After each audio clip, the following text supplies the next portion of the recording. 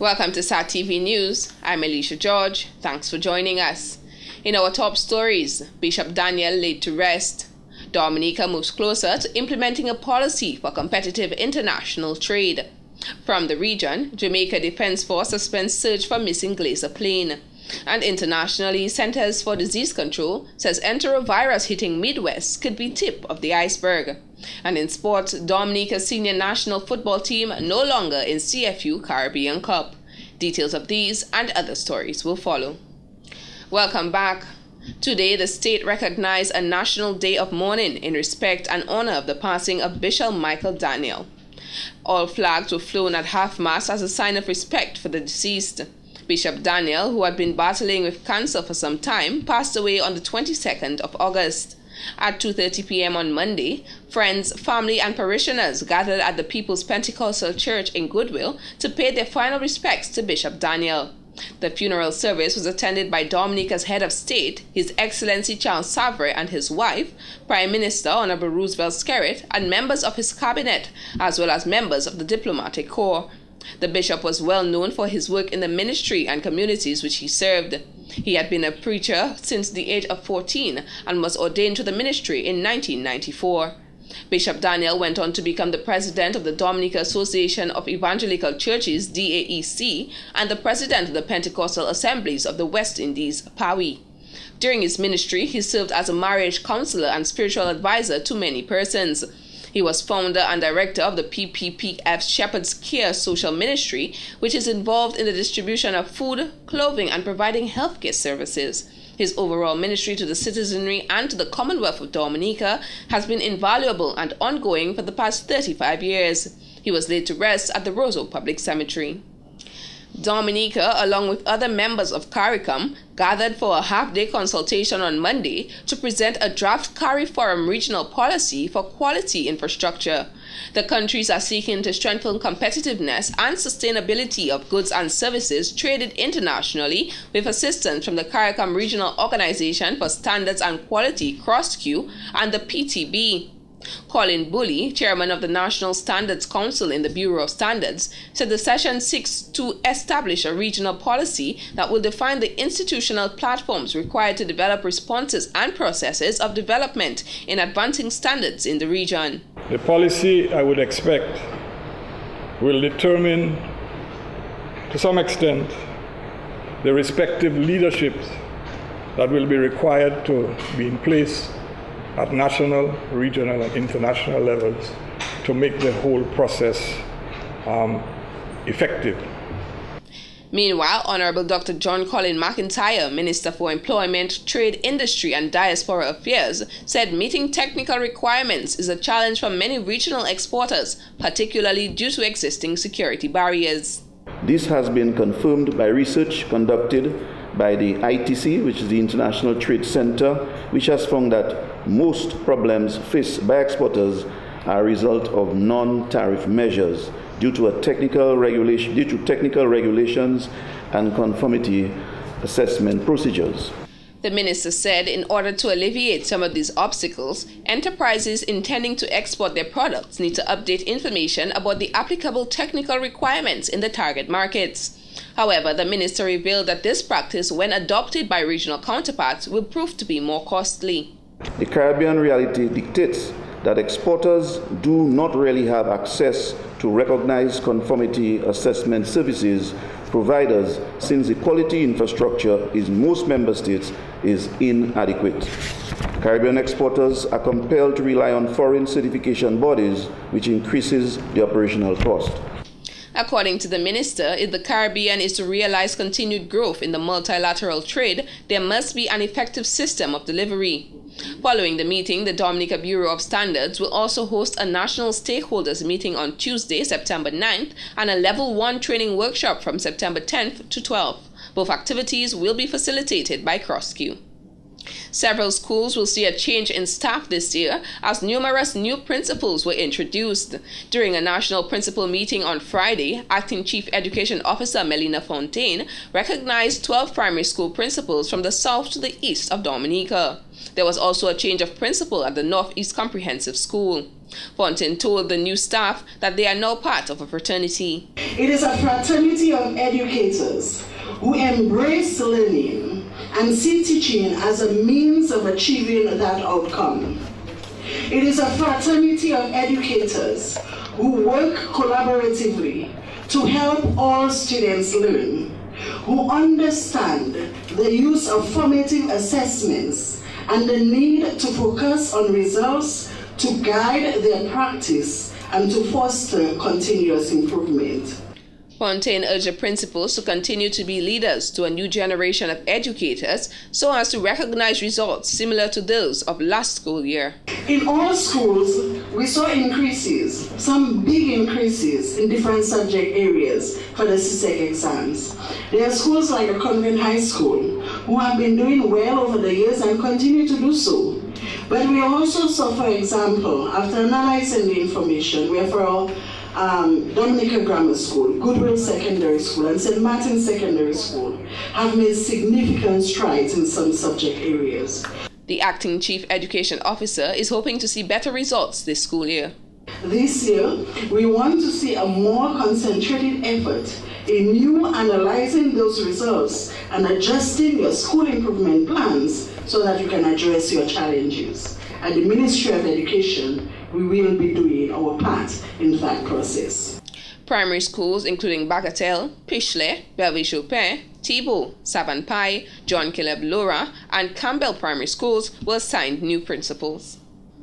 The new leader of the United Workers' Party, Lennox Linton, has deemed his first year at the helm of the political party as a success.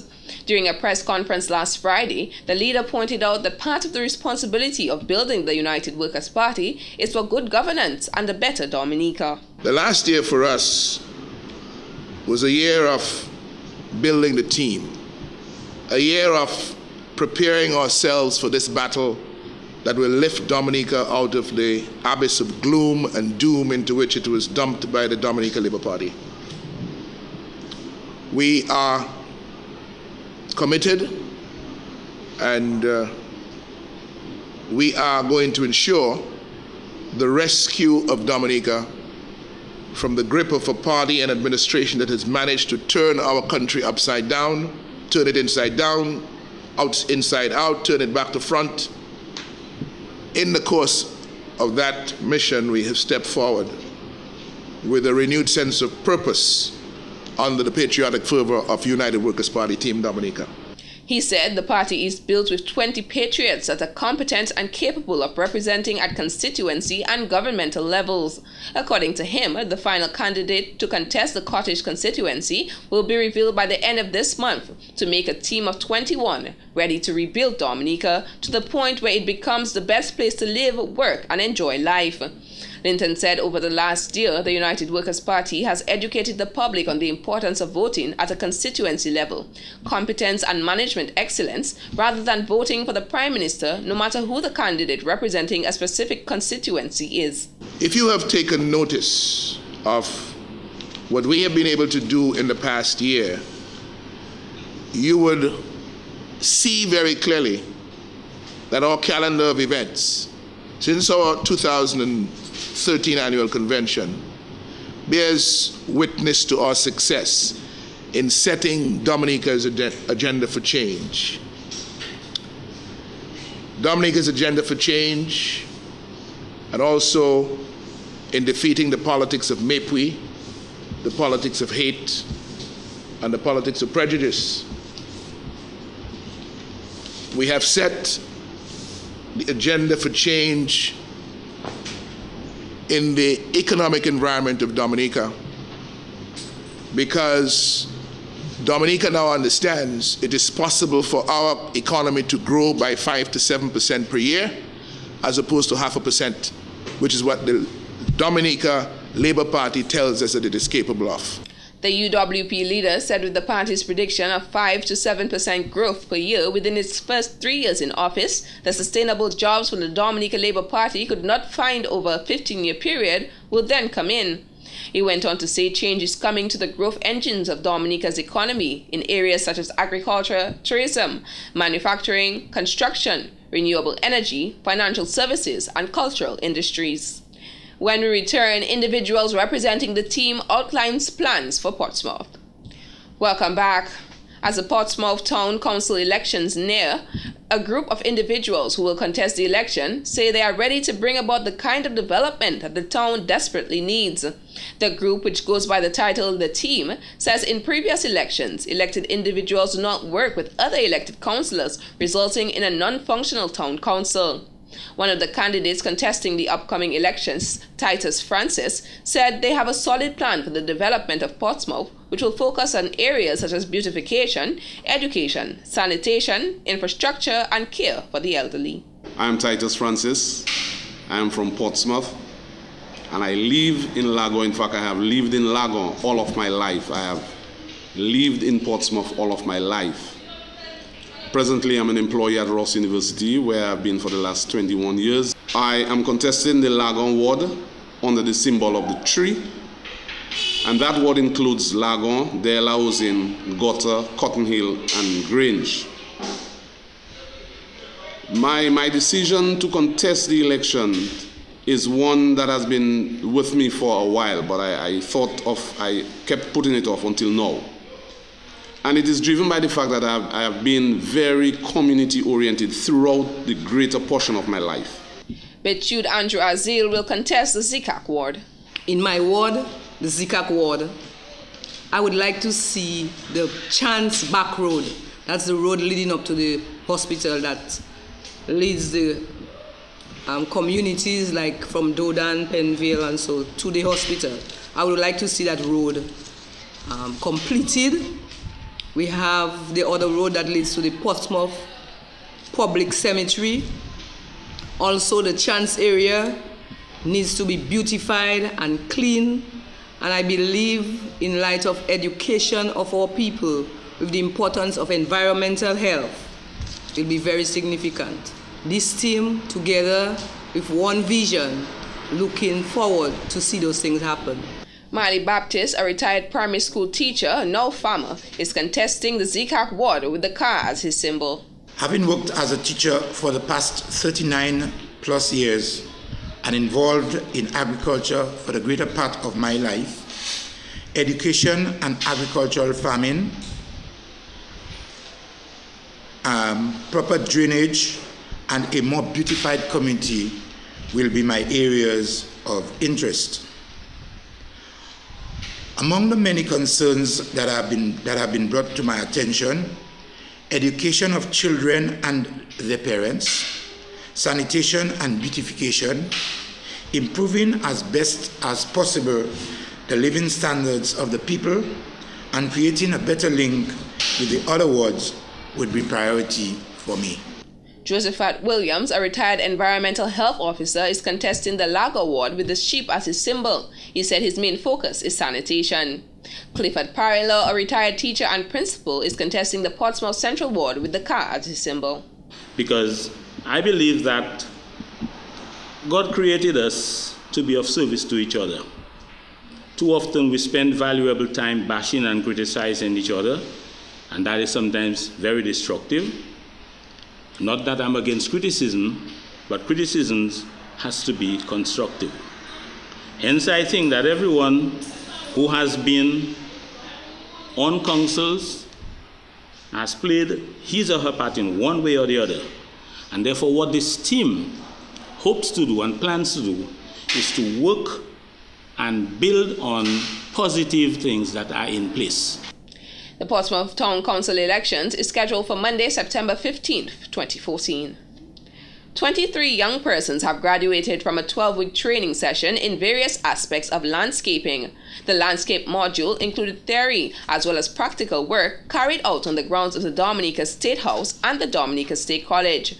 During the graduation ceremony on Friday, Angus McIntyre, facilitator of the landscape training, said the lessons took them all the way from the college to the Botanic Gardens.